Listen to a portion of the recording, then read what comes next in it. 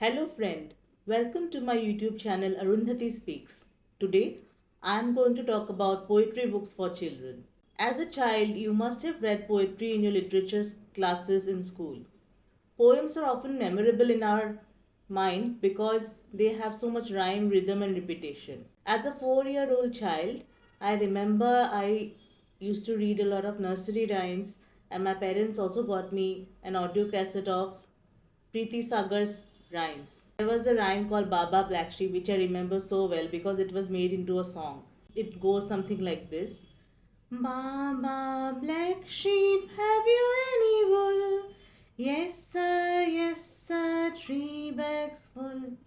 One for my master and one for my dame, and one for the little boy who lives down the lane.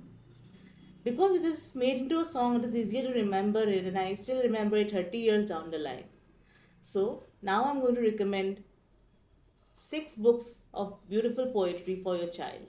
The first book that I want to recommend is 100 Great Poems for Children, edited by Deepa Agarwal. Now, this book has plenty of poems from both Indian and international writers. They cover a variety of themes. Plus, some of them are short, some of them are longer, and I think the children will really enjoy this collection. You can introduce this book at the age of 9 or 8 also even. Some poems would be appropriate for 8-year-olds as well. So 8 to 12 is the right age group for this book, and I'm going to read at least one of the poems for you, an excerpt of one of the poems, maybe not the whole poem. I hold the book closer to my eyes because I cannot see otherwise. So the name of the poem is A Roti's Grudge. It's an Indian poem and it's about the roti, chapati, which we call in Hindi. A Roti's Grudge by Natasha Sharma. I never get a second glance here yummy on an off chance. Yet there I sit in every plate, round and ready to meet my fate. As I am unceremoniously torn, pinched into a scoop, a substitute for a spoon dunked into lentil soup. And though I don't mean to crib whinge and whine, a little appreciation would be nice when you sit down to dine. So basically, this is a poem about a roti and how it feels about its existence, and it's beautifully personified by the author Natasha Sharma. The next book that I want to recommend is A Child's Garden of Verses by Robert Louis Stevenson. This book contains some beautiful poems suitable for younger children. You can introduce them to children 6 years and above. And this book has some really beautiful poems, and they are all in rhyme mostly.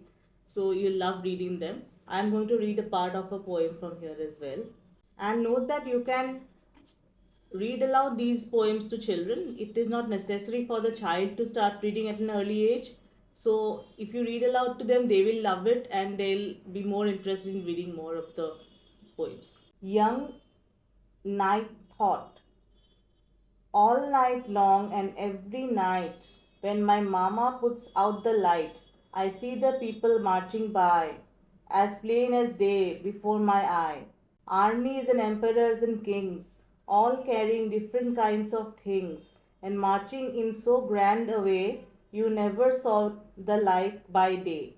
So fine a show was never seen as the great circus on the green, for every kind of beast and man is marching in that caravan. There's so much rhyming in the poem, and it's really beautifully written. The third book I want to recommend is this little book. It's called The Boastful Centipede and Other Creatures in Verse. So the author Zay Whittaker, in the introduction, she tells us that people often write about or think about the bigger animals like tigers, elephants, and so on, but we hardly think about the smaller creatures that surround us, the centipede, the millipede, the cockroach, the scorpio, and so on. So she thought of writing about them. So there are 20 little poems in this book, all in verse, and children will really enjoy this collection as well. I would love to read a little bit from here as well. The Chameleon's Magic. Now I see him, now I don't. He simply isn't there. He's done his disappearing act, vanished into air. Oh, there he is, bold magician, who likes to come and go by changing costumes rapidly so that he doesn't show. Now he's turned into a twig, now a leafy bunch. He's an MSc in camouflage, at least that is my hunch. Each eye is independent and rotates on its own, alert for prey or predator in its treetop zone. A traffic helmet on his head, a very bony worm, and curly, whirly tail, tongue like bubble gum. So these poems are fun and will introduce the child to little creatures as well. So you might want to get this book. Links to all the books which are available on Amazon would be in the description. Please buy from using the links, and that will help you support my channel as well. The next book that I would like to recommend is Complete Nonsense by Edward Lear. As the book suggests, this book is a collection of limericks, stories, and alphabet related poems which are of complete nonsense. There is no sense in the book, but it's very funny and it's rhyming, so it's interesting for children to listen to them. I'll read out a small passage from here. There was a young person of Ayr whose head was remarkably square. On the top, in fine weather, she wore a gold feather, which dazzled the people of Ayr. There was an old person of Newry, whose manners were tinkered with fury. He tore all the rugs and broke all the jugs within 20 miles distance of Newry.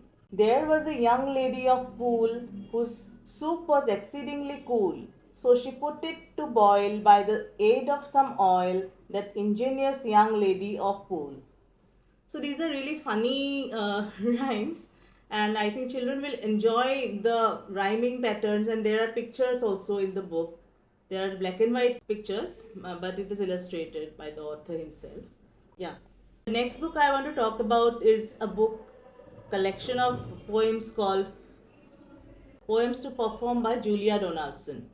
Julia Donaldson is a children's laureate and she is famous for her book The Gruffalo.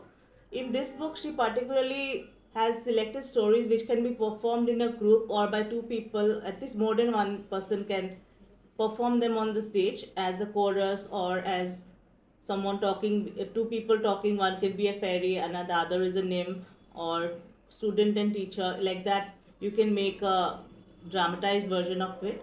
She makes those kinds of poems in this collection. I would love to read a little bit of one of the poems. Voices of Water by Tony Mitton. The water in the rain says tick, tick, tick. The water in the sleet says slush. The water in the ice says crick, crick, crack. The water in the snow says hush. The water in the sink says slosh, slosh. The water in the tap says drip. The water in the bath says wash, wash. The water in the cup says sip. So I have read just half of the poem, and I think this book is a must have for school libraries in particular, so that if they want to perform a number of poems on stage, this would come handy. The last book on my list is Rhyme Stew. This is by one of my favorite authors, Roald Dahl, who is an exceptionally brilliant storyteller. This book has some stories like the Snow White and the Dwarfs and stories like that, and they are basically retold as verses, and it's very funny and very nice to read.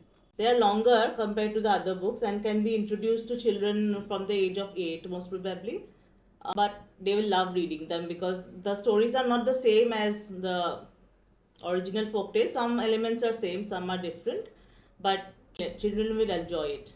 I would also recommend many other books by Roald Dahl, like George's Marvelous Medicine or Charlie and the Chocolate Factory, Matilda, and so on. I'll read a few lines from this book. Snow White and the Seven Dwarfs. When little Snow White's mother died, the king, her father, up and cried, "Oh, what's a nuisance, what a life! Now I must find another wife." It's never easy for a king to find himself that sort of thing. He wrote in every magazine and said, "I'm looking for a queen." At least 10,000 girls replied and begged to be the royal bride. The king said with a shifty smile, "I'd like to give each one a trial. However, in the end, he chose a lady called Miss McLahose, who brought along a curious toy that seemed to give her endless joy. This was a mirror framed in brass, a magic talking looking glass. This is half of the poem that I read just now, and there are stories like The Emperor's New Clothes, Aladdin, and so on in this book. The stories are The Tortoise and the Hare, The Prince of the Bunches, Aladdin and the Magic Lamp. These stories are retold in this collection and they are done in a very funny and rhyming way. So I hope children will love it. Yeah, that is what I had for this video. I look forward to your comments. I am feeling very uneasy reading from such a close view on video which will go out to the world, and I know some people will judge me for this, but I wanted to do it because there's no other way by which I could read them, so I had to look from the very near by, but I'm glad I am doing it. So look forward to your comments and thank you for watching. This is Arundhati signing off.